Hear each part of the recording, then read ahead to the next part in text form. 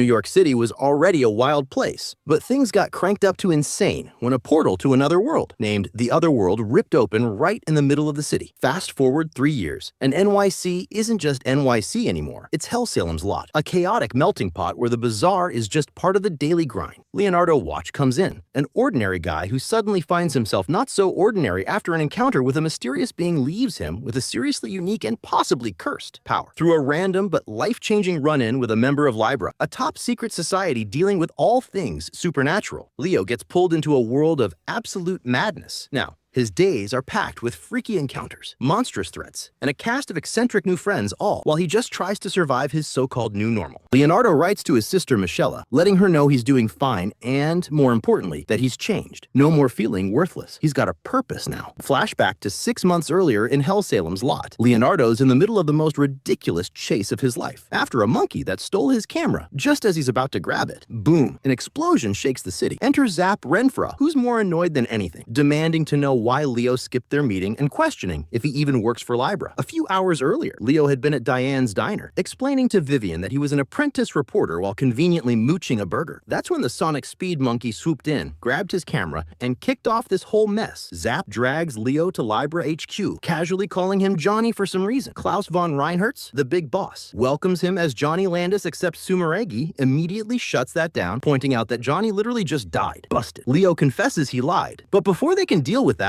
the king of depravity, Fempt, pops up on TV. Bored as ever, he unleashes a demon searching for its other half, warning that if the two halves reunite, bad things will happen. Right on cue, a mysterious gate opens, right next to Leonardo, slicing through the building. Zap immediately assumes Leo is working for Fempt, but Chain pieces it together. The gate isn't following Leo, it's following the monkey. That's when Klaus asks Leo about his eyes. Leo, shaken but honest, tells them everything. 6 months ago, he and his family were at the Statue of Liberty when a strange entity appeared. It offered a choice. One of them would see this through, the other would lose their sight. Frozen in fear, Leo couldn't speak. His sister, Michelle, stepped up instead, telling the entity to take her sight. Zap, being Zap, blames Leo, but Leo breaks down, admitting he never wanted that to happen. Before the group can process it, the Hellsalem's lot police department storms in, blaming Libra for the chaos. Klaus, seeing potential in Leo, offers him a deal. Join Libra, and they'll help him on his journey. With that, Klaus officially welcomes him aboard, just in time to absolutely wreck the HLPD and escape. Now back on monkey duty, Zap and Leo chase after it, only to get a call from Chain. Bad news. The monkey's heading their way, and another gate is about to open. Sure enough, the second it zooms past, a gate appears, slicing through everything. Leo watches in horror as Vivian's diner is destroyed. He promises to help her rebuild, but before he can do anything, the other half of the demon emerges. Zap steps in to protect Leo, telling him to focus on the monkey while he handles the giant nightmare creature. As Zap fights, Leo finally catches up to the monkey, only to realize the real problem isn't the monkey at all. The gate isn't following it. It's following a tiny flea on the monkey. Without hesitation, Leo crushes the flea, shutting the gates for good. Meanwhile, Fempt, watching from afar, throws a tantrum. This wasn't the plan. He expected them to kill the monkey, which would have merged the demon halves and caused total chaos. But nope, thanks to Leo, that crisis is averted. Later,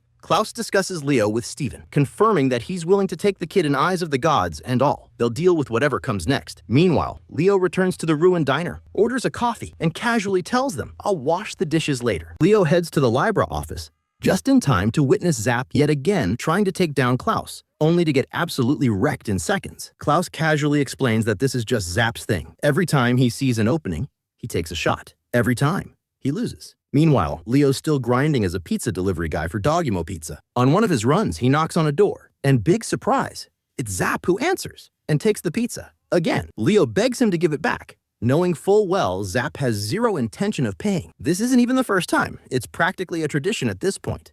On his way back, Leo rants about how Zap seems to be everywhere, but Zap just flips it on him, accusing Leo of being the stalker. Before Leo can come up with a comeback, his eyes pick up something strange. A cleaning truck that definitely isn't just a cleaning truck. The second the guys inside notice him noticing them, things go south. Leo floors it while Zap calls Chain for backup, but Yahabio, one of the truck's shady occupants, attacks, realizing that Leo's eyes can see through their illusions. The order is given, get the eyes. Before Yahabio can grab him, Zap marks him with his blood, letting Chain track Leo's location. Inside the truck, Leo quickly realizes what's happening. These guys are keeping people alive for food. Horrified, he yells that cannibalism is very much illegal. But Shibaroba, the illusionist, is more interested in Leo's eyes. When he realizes what they are, he gets even creepier. Meanwhile, back at Libra HQ, the doctors are confused.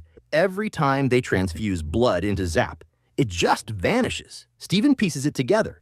Zap secretly linked his blood to Leo, creating a thin, nearly invisible thread. The plan. The second the truck stops, they'll ignite the bloodline and track it straight to Leo. Back in the truck, Leo desperately looks for a way out. Using his ability, he makes his captors hallucinate the monkey. It works for a second, but Yahabio quickly shrugs it off and starts choking Leo. In a last-ditch effort, Leo cranks his powers up to max, forcing everyone to see an overwhelming, mind-breaking vision. The result? Chaos. The driver loses control, and the truck flips over. Right at that moment, Zap's eyes snap open, setting the bloodline on fire. Chain instantly locks onto it, dashing after the burning thread, with Klaus and Steven right behind her. By the time Libra reaches the truck, it's all over for the bad guys. Steven makes quick work of Udeshuboba, while Klaus straight up annihilates Yahabio and Shiburoba. Crisis averted. Later, Leo wakes up in the hospital, wrapped in bandages like a human burrito. Steven congratulates everyone. They saved 19 missing people and uncovered a new type of illusion power. He then jokes that maybe Klaus assigned Zap as Leo's bodyguard, but Klaus admits he tried. Zap just flat out refused. Steven laughs, telling Klaus he still doesn't get how people think. Meanwhile, Leo has his own realization. This is why Zap was always around him. Grateful but also still annoyed. He thanks Zap for everything he's done before immediately raging about all the attacks and stolen pizzas. A few days later, Leo's feeling better and takes a walk around the hospital, snapping pictures. But then he stumbles upon a cemetery and immediately finds it super morbid. That's when a girl's voice laughs. She tells him that's exactly why no one visits except her. She already knows his name and introduces herself. Call her White. She's a ghost. Leonardo takes a picture of White and comment that he sees her. White laughs, but again confirms she is a ghost and jumps at him. Leonardo wakes up in his apartment and sees half of his room and hotel is gone, and a large monster is seen. The landlord that comes and tells him he is evicted as this place is now a high-end hotel and tourist attraction as he hit the jackpot with the monster appearing. He ends up sleeping in the office, and Steven asks Gilbert if they should increase his pay, as he still keeps his other job and sends money home. Gilbert comments that he suggested the same thing, but Leonardo refuses, taking more than the regular payment. Zap then comes and sits on Leonardo's head. He explains he fought someone, and although he looked human, he kept fighting even decapitated. Steven comment on a drug angel scale that allows for temporary physical alteration and tells Chain and Zap to start investigating it. Sonic then starts looking at Zap and eventually moves his eyes down, and Zap realizes that Leonardo had stopped breathing and starts shaking him to wake up and not die. They do their best, but are unable to find anything about Angel Scale. Klaus goes and meets with KK and head out to a mansion. Outside of it, Klaus sees Korsakov Olchenko, a grandmaster, and wonders why he is there and tells him it's safer if he leaves. But Korsakov tells him he got the wrong person and continues inside. Entering the mansion, they are welcomed by Don Arlello, one of the leading bosses in the Otherworld. He summons a Prosfair game board, a chess-based board game, but Klaus stops him, asking if he intends to play 2 Prosfair games today, which Don Arlello confirms. Klaus says that Korsakov is one of mankind's greatest assets, and if by any chance he loses his mind today,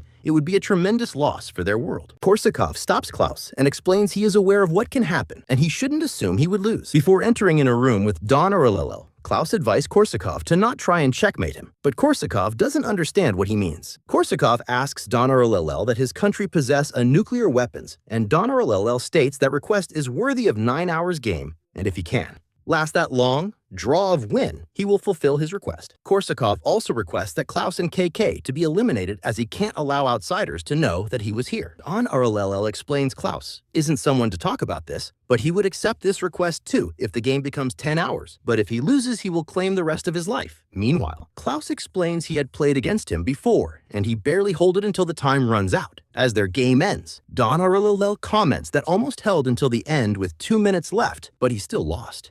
As he is about to kill him, Klaus stops him and asks him to do that after their game, and Don Arlello agrees, but requests a 99-hour game. As they start playing, Don Arlello asks for Klaus's other request, and he asks about Angel Scale sources and trafficking routes. KK realizes Don Arlello set up 2 games, knowing that Klaus will want to save the person, and he can ask for longer game. As they play, Don Arlello can't understand why Klaus is risking his life, considering how important information he wants. He tells Klaus that Korsakov asked him to kill Klaus, but Klaus explained that humans are weak, and because of that sometimes they behave in ways devoid of self-respect. But it doesn't matter if they do, and no amount of setbacks will alter the way he lives his life. Klaus manages to withheld for 99 hours, and Don Arlello tells him about the Angel Scales and frees Korsakov. KK then immediately gives the information to the Libra, and they raid the places and stop the drug. Later, Leonardo spends some time with White, showing her pictures he took as she couldn't leave the hospital for the last 3 years. While riding the train, Klaus casually drops a deep thought. Some people emit light. Black, on the other hand, goes full statistician, breaking down Hellsalem's lot's population: 50% monsters, 20% unknowns, 25% humans. Leo immediately wonders about the last 5%, and Black gives him the ominous answer: those ones are invisible to normal eyes and way too dangerous to talk about. Later, Libra is throwing a party when Klaus asks Leo how he's doing. Leo, still reeling from what he saw earlier, mentions spotting someone with an insane crimson aura stretching out like wings. Instantly, the entire room goes dead silent. Everyone turns to stare at him. The music stops, and Zap urgently asks him to confirm. When someone holds up a red color sample, they all look like they're waiting for a bomb to go off. Zap spells it out. Leo just saw a vampire. Klaus, ever the calm leader, says they'll need to call in a specialist. This deeply disappoints everyone, but Steven dryly points out that the guy will probably show up whether they call him or not. Leo, confused, asks who they're talking about, but even Zap looks irritated. Enter Blitz T. Abrams, aka Lucky Abrams, the ultimate vampire expert and Klaus's personal mentor. Zap scoffs that luck alone doesn't earn you a name like that, and right on cue, Blitz appears just as a monster smash into a truck, sending debris flying. A shard of glass nails Zap in the forehead, and Leo takes a metal piece to the head. Just classic Blitz energy. At Libra HQ, Gilbert notes they already knew Blitz was coming, surprising him since he never gave notice. Gilbert simply says, "Yeah, well, there was an airport incident. Everyone except Klaus figured it out." Zap then turns to Leo, asking if now he understands Blitz's nickname. Leo just nods, thoroughly convinced. Blitz gets down to business, presenting a severed arm clutching a piece of paper as one does. It's linked to the Elder 13, a notorious group of ancient vampires with crazy regeneration and practically no weaknesses. Blitz explains that Libra encountered them once before, and it was a massacre. However, he believes the paper contains their real names, which would be a huge game changer. He asks Leo to read it using his special eyes. Leo tries, but instead of words, he sees burning flames and sparks. Later, Blitz, Klaus, Zap, and Leo head toward the eternal nothingness because that totally sounds like a place you want to visit. They stop at Igadashiad Central Station, which sits directly above the giant reality warping hole at the center of Hellsalem's lot. Blitz plans to use Leo's vision to search for the elders, warning him to shut his eyes only at the last possible second if things go sideways. Leo follows instructions, but the moment he looks into the void, his eyes crack from the sheer overload of information. Through the pain, he gasps. He didn't just see 13 elders. He saw way more. Meanwhile, Klaus gets a call from Gilbert. The FBI is begging for help. They're in the middle of a brutal fight with elder-class vampires. KK and Steven rush to the station, where they take out some vampire-created ghouls with ease. Chain, ever the tech-savvy menace, live streams the whole battle to Klaus. But when she captures footage of KK and Steven getting wrecked by the vampires, Klaus's calm shatters. He's furious. Despite the setback, Steven stays optimistic, saying they'll win eventually, no matter how long it takes. And right now, there is someone who can stand against the vampires. As a train roars past, Klaus leaps from it and obliterates Tonio Andretti in one move. Then, with eerie precision, he touches Valshrazo and seals her, leaving her utterly stunned that he somehow knew her name. Leo, still shaken, thinks they survived today, but what about tomorrow? Then he looks at Libra's members, their auras burning like fire, and realizes he's wrong. There's always a chance. Who knows what tomorrow holds? Riding the train, Leo remembers his conversation with Black, where he asked if he could see that mysterious 5%. Black just smiled and told him to guess because he already knows Black's name. Later, Leo visits White, but when she's not in her room, he heads to the cemetery, where he finds her. He urges her to come back. Everyone's looking for her, but she refuses. Then, Black appears, calling Fempt on the phone, casually dropping a bombshell. He's friends with the King of Despair. White is upset, and Leo has zero clue why, or if he even did something wrong. Meanwhile, Zap notices Leo looks stressed and suggests they grab a bite to eat. Leo reminds him they have a meeting, but Zap argues that food is obviously more important. As they bicker, a massive monster machine casually obliterates a truck and then sets its sights on them. Elsewhere, Klaus and Blitz visit Dog Hummer, who greets them like long-lost pals. As they free him, Blitz drops some bad news. Aligera, the maniac who did this to Dog, is back. Dog draws a blank, but then Deldro, his blood-powered, rage-filled other half, bursts out, demanding to know if it's true. Blitz confirms, warning that she's probably coming to reclaim them. Meanwhile, Leo falls off his scooter, gets stuck on the side of a truck, and because his luck is just that bad, ends up face-to-face with Aligera herself. Now captured, Leo gets an earful about Aligera's one true love. According to her, her boyfriend was amazing, but unfortunately, his face could use some work. So, naturally, she found a hot guy, turned Deldro into literal blood, and fused them into one person by replacing Dog's blood with Deldro. And no, doesn't need him. she'll get her man back with her own strength? Klaus arrives with Dog and Brody, and Dog, finally remembering some of the horrific experiments Aligera put him through, goes full beast mode. He launches himself at her monster truck, encasing himself in Brody's armor, and tries to punch the thing into oblivion. Unfortunately, the truck is stupidly tough, so all he manages to do is stop it, and then send himself flying. That's the end of the recap. Let us know if you want part 2 by leaving a comment in the comment section down below. Also, don't forget to like this video and subscribe to our channel to avoid being virgin forever. See you guys in the next video.